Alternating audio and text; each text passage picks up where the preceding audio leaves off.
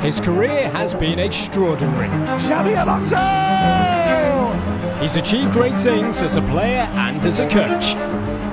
This was a complete vindication of Xabi Alonso's tactics, team selection and his coaching in general.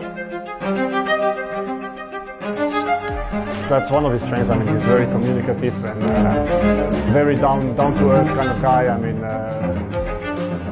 you get so many tips from him. Of course, we have different positions, but I think the players in the midfield, especially, they've learned so much from him. He's doing amazing because the first year he won the Bundesliga. Visionary. He's Xabi Alonso, one of the Bundesliga's greatest.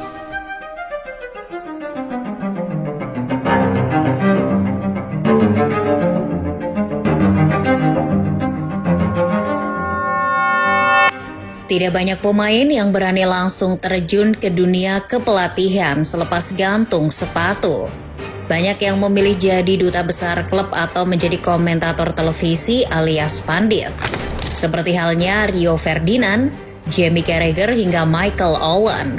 Semuanya menikmati kursi empuk dengan popularitas baru yang datang tanpa tekanan. Tapi Xabi dengan wajah tenangnya dan sorot mata yang selalu seperti menyimpan rumus permainan dalam kepalanya, punya keinginan yang lebih besar dan menantang. Sejak masih aktif bermain, ia sudah menunjukkan ketertarikan besar pada dunia taktik. Dan beruntungnya, Xabi secara tak langsung meneguk mata air ilmu kepelatihan dari para maestro sepak bola. Saat masih di Liverpool, Xabi muda ditangani Rafael Benitez. Lalu ketika kisah manisnya berlanjut di Real Madrid, Xabi jadi bagian penting dalam sistem Jose Mourinho dan Carlo Ancelotti. Di penghujung karirnya, Xabi juga berguru pada Pep Guardiola di Bayern Munich. Dari para maestro inilah fondasi kepelatihan Xabi dibangun. Namun yang menjadi pertanyaan, bagaimana cerita awal Xabi bisa nyemplung di dunia pelatih? Apakah pulang ke Santiago Bernabeu dalam kapasitasnya sebagai juru taktik sudah jadi rencananya sejak jauh-jauh hari?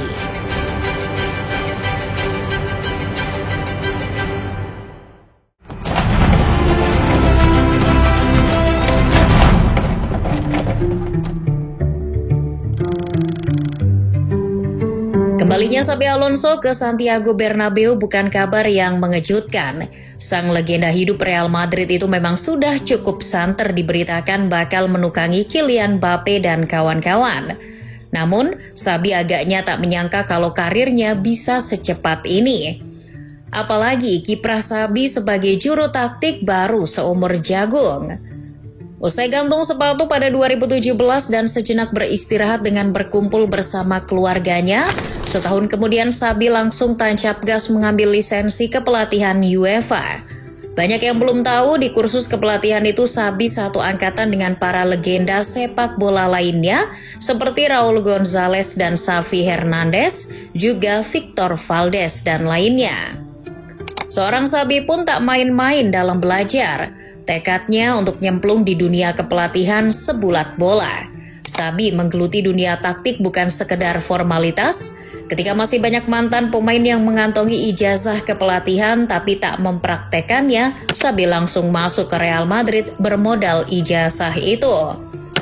Tentu saja tak ujuk-ujuk langsung menangani tim utama atau bahkan Castilla. Xabi mengawali dari bawah dengan melatih tim U13 alias Real Madrid Infantil A. Langkah ini terlihat kecil tapi bermakna besar. Ia ingin membentuk ulang dirinya dari mantan pemain top menjadi pembimbing bocah-bocah yang baru belajar bermain bola dengan sistem. Disinilah Xabi mulai menerapkan pendekatan khasnya, penguasaan ruang, kontrol tempo dan membangun serangan dari bawah. Dengan cara itulah Xabi membawa para bocil El Real menjuarai Division de Honor alias kompetisi usia muda. Tak tanggung-tanggung status juara Real Madrid Infantil A didapat dengan selisih 12 poin dari akademi rival sekota yakni Atletico Madrid. Sosok yang tadinya hanya dianggap sebagai alumni hebat, kini menunjukkan kapasitas kepemimpinan dan kecermatan taktik. Alhasil, manajemen Los Blancos pun disebut sempat terpikat dan langsung menawarkan Alonso proyek jangka panjang menjadi pelatih Castilla, lalu secara bertahap dipersiapkan menjadi pelatih tim utama, mengikuti jalur yang pernah ditempuh Zinedine Zidane. Tapi Xabi yang saat itu baru berusia 36 tahun menolak. Keputusan itu sedikit membingungkan, sebab siapa yang waras menolak kesempatan melatih klub sebesar Real Madrid? Tapi Alonso bukan pelatih biasa yang gegabah. Ia adalah perencana. Xabi agaknya tahu bahwa datang terlalu cepat bisa berarti berakhir terlalu cepat. Dan ia belum ingin terbakar oleh apinya sendiri. Ia ingin menguji dirinya terlebih dahulu di lingkungan lain, di bawah tekanan yang berbeda. Sebuah keputusan berani dan kelak keputusan inilah yang membawanya kembali ke Bernabeu sebagai pelatih kepala, bukan pewaris jalur akademi. Lantas, mengapa Xabi lebih memilih jalan terjal dan bagaimana ia membangun diri dari dasar di klub yang jauh dari sorotan namun penuh makna yang mendalam? Jika Santiago Bernabeu adalah panggung besar, maka Zubieta yang jadi pusat latihan Real Sociedad seumpama ruang meditasi. Disinilah Xabi Alonso melanjutkan misinya dalam membentuk identitas sebagai pelatih hebat. Xabi sadar ini bukan pekerjaan yang menjanjikan namanya bakal jadi sorotan media. Bukan pula langkah karir yang menjanjikan jalan pintas menuju panggung utama.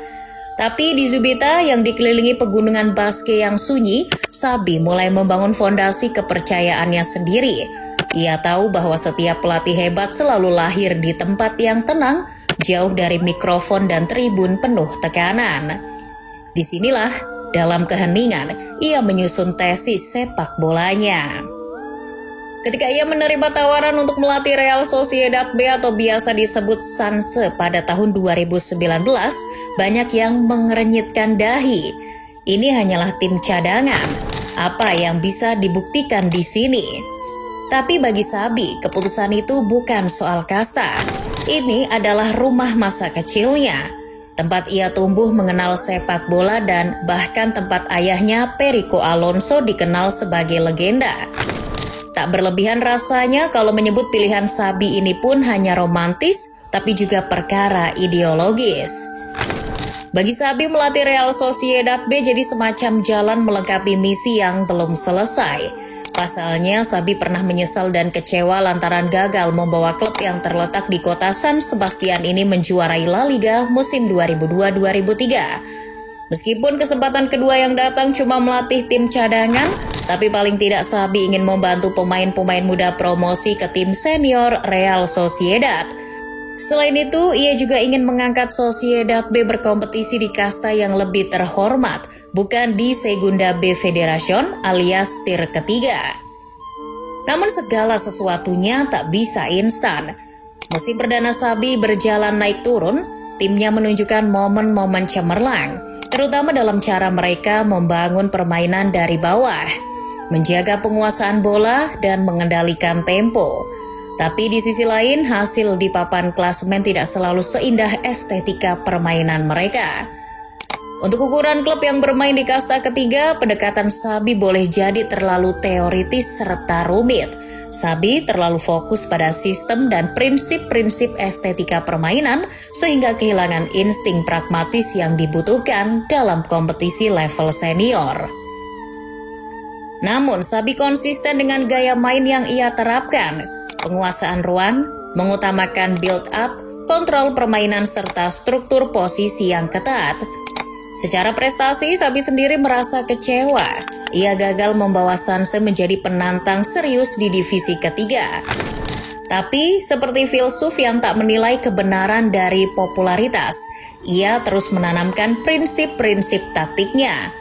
Ia tahu, gagalnya hasil hari ini tidak membatalkan masa depan yang sedang ia bangun.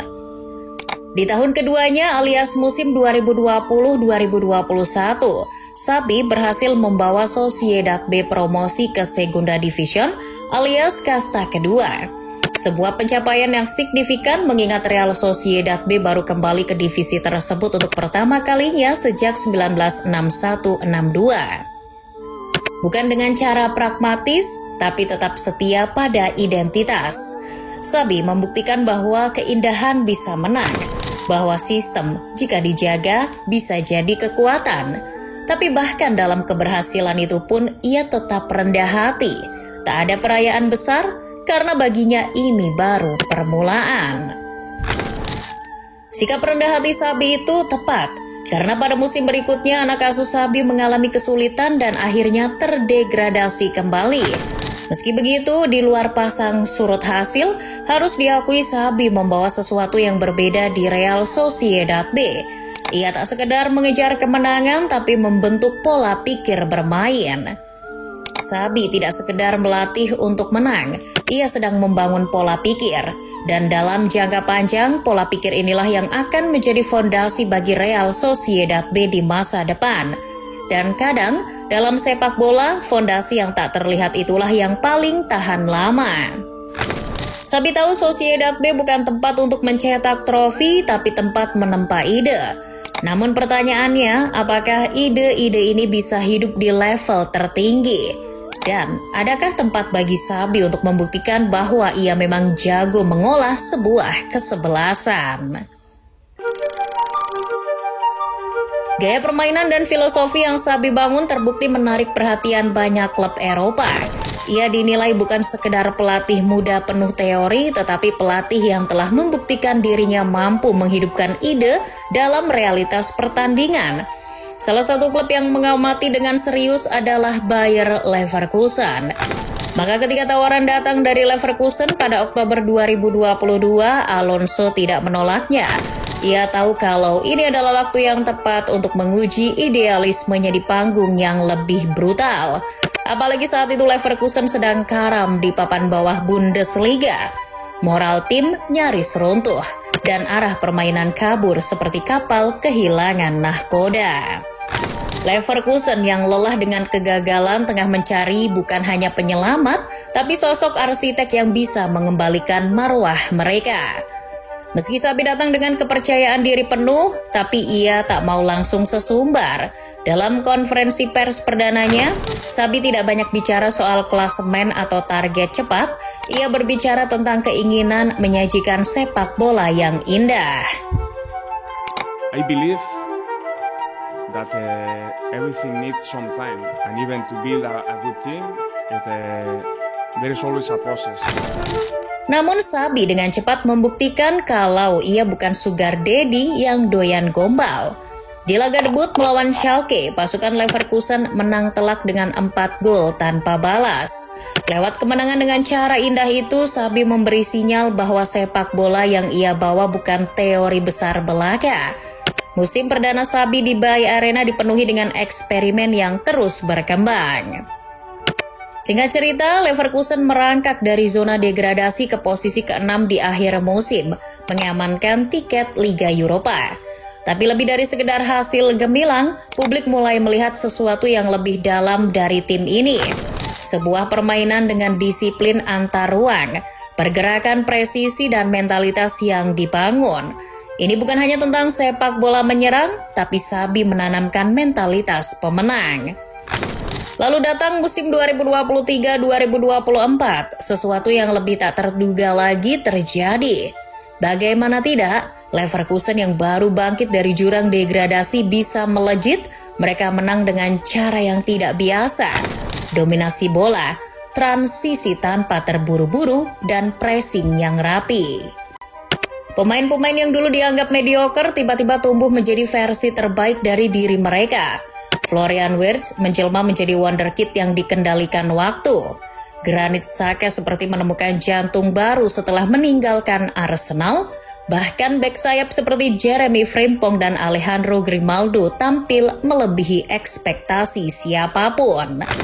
Alhasil, Leverkusen menyelesaikan musim Bundesliga tanpa satupun kekalahan. Mereka menjuarai liga untuk pertama kali dalam sejarah 120 tahun berdirinya klub. Leverkusen mematahkan dominasi Bayern Munchen yang telah bertahan selama 11 musim. Skuad Workself juga menjuarai DFB Pokal dan mencapai final Liga Eropa. Dan walau akhirnya kalah dari Atalanta, rekor 51 pertandingan tak terkalahkan menjadi bukti bahwa ini bukan kebetulan melainkan tanda kejeniusan. Dan tiada lain, tiada bukan, ini semua berkat sentuhan taktikal Xabi Alonso. Tapi di balik decak kagum, sebuah pertanyaan yang lebih mengganggu mulai muncul. Bagaimana mungkin seorang pelatih muda tanpa pengalaman di Liga Top bisa membuat tim yang nyaris tenggelam begitu dominan dalam waktu singkat? Yang jelas, Xabi membuktikan bahwa dirinya layak disebut jenius tanpa perlu mengatakan sepatah kata pun. Tak heran kalau sang entrenador muda ini mulai diminati banyak klub-klub besar Eropa. Selain Liverpool, desas-desus yang paling kencang beredar adalah Real Madrid yang serius untuk memulangkan Xabi. Dari waktu ke waktu, rumor ini pun semakin menguat dengan narasi utama Xabi sebagai calon penerus Carlo Ancelotti. Kini kabar itu sudah terkonfirmasi kebenarannya. Don Carlo yang sudah mempersembahkan belasan trofi harus angkat kaki. Real Madrid butuh nuansa dan semangat baru dari jiwa muda yang masih bergolak. Dan akhirnya Xabi Alonso resmi ditunjuk sebagai pelatih Los Blancos yang mulai bertugas 1 Juni 2025. Nahkoda baru turut menumbuhkan harapan baru. Publik Santiago Bernabeu menyambut dengan gegap gempita. Tapi di balik euforia itu ada bisik-bisik yang tak kalah keras. Bisik yang mempertanyakan, apakah ini keputusan terbaik untuk klub sebesar Real Madrid? Dan untuk Xabi Alonso, apakah ia benar-benar siap mengendalikan galaksi penuh bintang di Santiago Bernabeu? Apakah Xabi sepenuhnya menyadari resiko besar yang menantinya? Santiago Bernabeu bukanlah rumah bagi proses. Ia adalah istana ambisi, tempat tahta diberikan hanya pada mereka yang diharapkan mampu menaklukkan hari demi hari dengan kemenangan. Namun disinilah kemenangan dianggap biasa dan satu hasil imbang bisa dianggap krisis dan kegagalan. Di sini, setiap pelatih bukan hanya dituntut untuk menang, tapi harus menang dengan dominasi dan keindahan yang menyenangkan mata. Alhasil tak berlebihan kalau menyebut Xabi Alonso bakal memulai babak terberat dalam karir kepelatihannya. Sebagai mantan gelandang elegan yang pernah merumput di tengah sorakan Madridistas, Xabi tentu bukan sosok asing di ibu kota Spanyol. Namun menjadi pemain yang dicintai dan pelatih yang diakui adalah dua dunia yang sangat berbeda. Di tribun kehormatan, Florentino Perez duduk tak hanya sebagai pemilik klub, tapi juga seperti arsitek politik yang bisa mencintai dan menyingkirkan seorang pelatih dalam satu kalimat manis. Kini Xabi berdiri di hadapan kekuatan yang lebih besar dari sekedar lawan di atas lapangan. Ia menghadapi politik ruang ganti, tekanan media yang brutal, serta ekspektasi publik yang tak kenal ampun. Jelaslah sudah, tantangan terbesar Xabi bukanlah soal taktik atau formasi. Tantangannya adalah mengelola ego yang meledak-ledak. Di skuadnya kini ada Kylian Mbappe, seorang mega bintang dengan karisma global dan status setara raja. Ada Jude Bellingham, anak muda yang dielu-elukan sebagai motor penggerak lini tengah. Ada Vinicius Junior dan Rodrigo, dua talenta Brazil yang tak bisa diperlakukan sembarangan. Dan ada juga generasi baru seperti Arda Güler, Endrick dan lainnya yang datang bukan untuk belajar tapi untuk bersinar. Padahal Xabi belum genap 1 dekade menjadi pelatih. Otomatis ia tak punya pengalaman sepadan dalam mengatur ruang ganti yang penuh dengan bintang dan ambisi. Ia belum pernah benar-benar menghadapi dilema menurunkan salah satu pemain terbaik dunia demi keseimbangan tim. Ketika satu keputusan kecil bisa memicu spekulasi, perpecahan bahkan pembelotan emosional di dalam ruang ganti. Namun Xabi bukan pria yang datang tanpa persiapan. Ia membawa timnya sendiri, sebuah unit kecil yang terdiri dari analis data, psikolog olahraga, dan pelatih kebugaran personal. Ia memahami bahwa dalam sistem sebesar Madrid, pengendalian suasana batin pemain bisa sama pentingnya dengan strategi di papan taktik. Ia tahu bahwa untuk bertahan di Bernabeu, seorang pelatih harus menjadi lebih dari sekedar ahli taktik. Ia harus menjadi manajer emosi, peredam api konflik, dan kadang seorang diplomat. Kini dunia menunggu, apakah pria Baske ini mampu menjinakkan galaksi ego dan benar-benar akan membawa El Real berjaya? Atau justru tenggelam dalam labirin politik dan ekspektasi besar?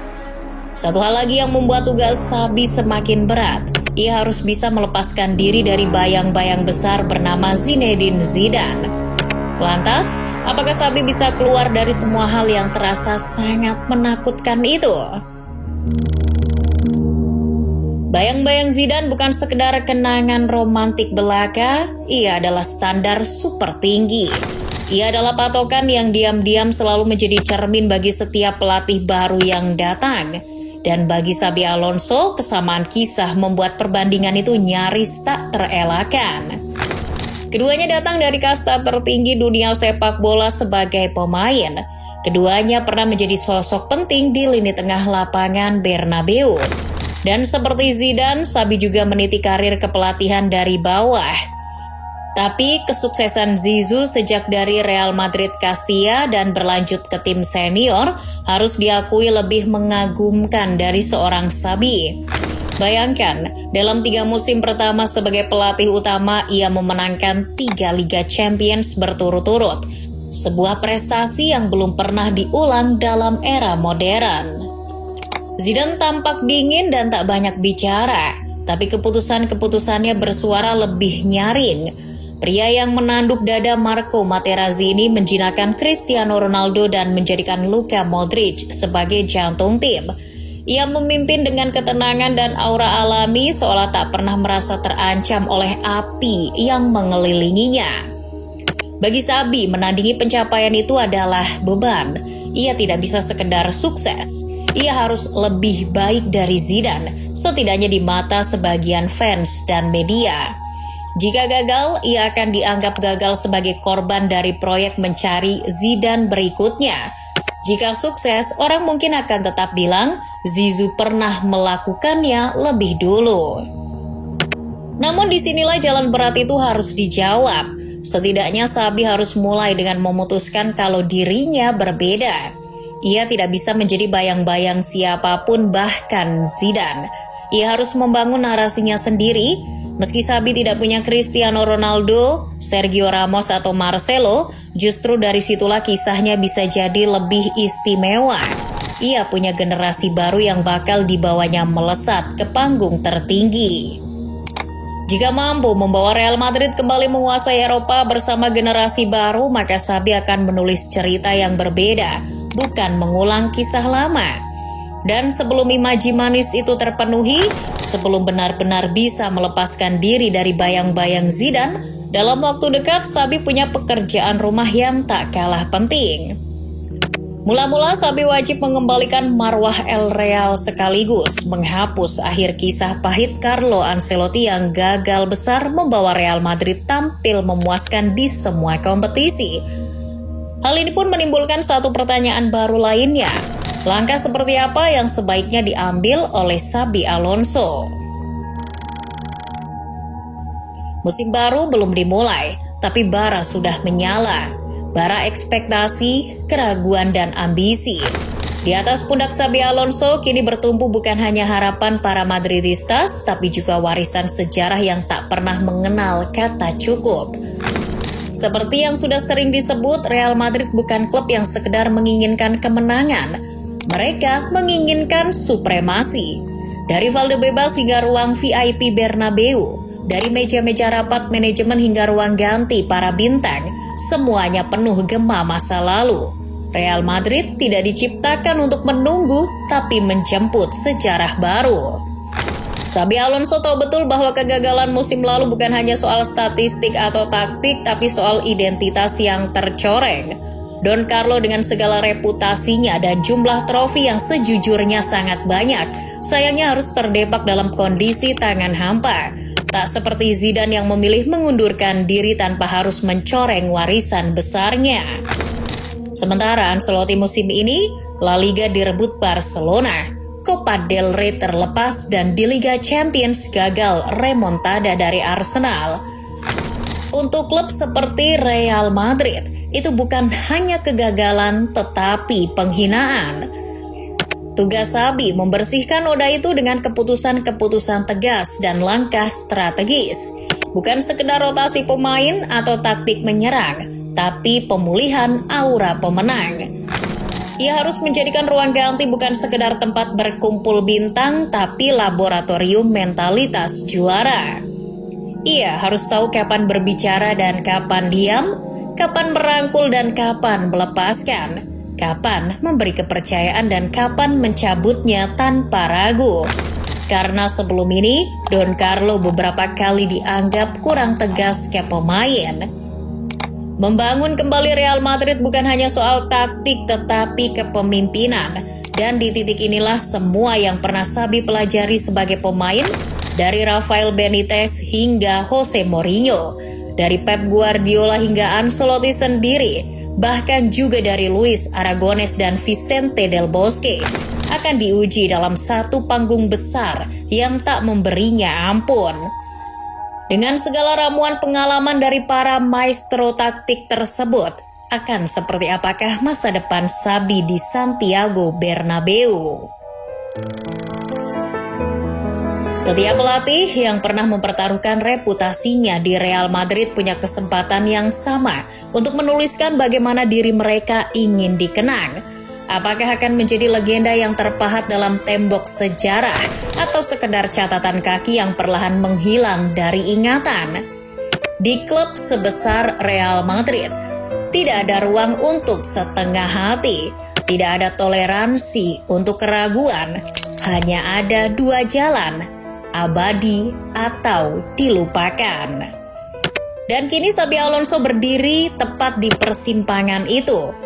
Di satu sisi, membayang kejayaan masa lalu yang bercampur dengan luka, kegagalan, dan tekanan tanpa ampun.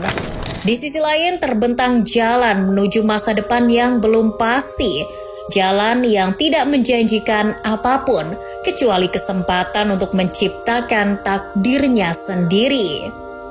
Xabi berdiri tegak di tengah Santiago Bernabeu bukan sebagai bayangan Zidane, bukan sebagai mantan pahlawan yang pulang, tetapi sebagai dirinya sendiri, seorang pemimpin yang menulis babak baru Real Madrid dengan kepala yang tenang, tangan yang terampil, dan hati yang penuh keyakinan. Dan mungkin pada akhirnya, di tengah gemuruh Madridistas yang menyanyikan Hala Madrid ya nada más, kelak Xabi tak hanya akan dikenal sebagai bagian dari sejarah Real Madrid, ia akan menjadi sejarah itu sendiri. Namun, perjalanan panjang itu baru saja dimulai.